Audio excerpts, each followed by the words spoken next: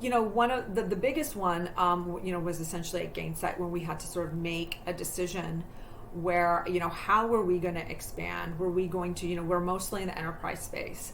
And there were a lot of ways to expand. We could have gone, this was, very early when I was at Gainsight. We could go to SMB, for example, small business, we could do that. We could partner with, someone larger and go that route. Or we could expand horizontally and grow that way. There's different ways to grow.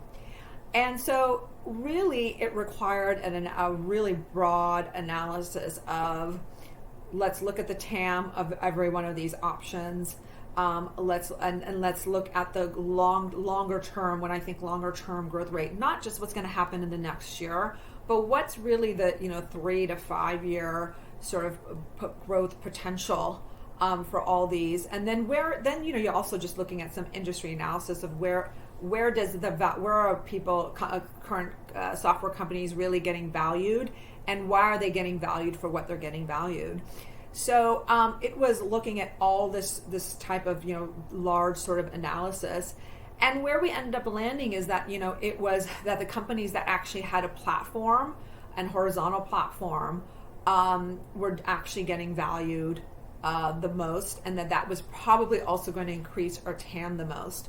So we ended up making the decision to actually expand in that way. So we ended up buying a company called PX, which is a product experience product that sits very nicely with customer success, because that is the one that's actually our biggest competitor is Pendo, but that is our product that looks at the product metrics like adoption and like time spent.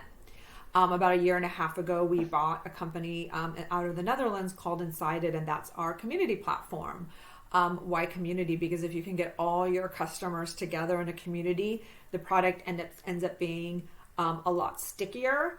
And there's also this sort of self-service piece to it, where if there's an issue, then customers kind of get together, can talk through it, and kind of come up with solutions. You also have a really strong pulse on what your customers are wanting once you get them talking together. So it, I think, also helps build the roadmap for the future.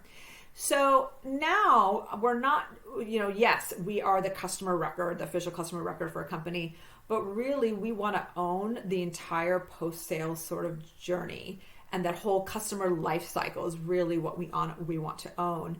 And I think that ended up being the right decision, because that, especially like right now, when you're looking at your customer, when you're trying to sell into your customer base, we now have more products to sell into our customer base and really bring to them a suite of products versus just, a one solution.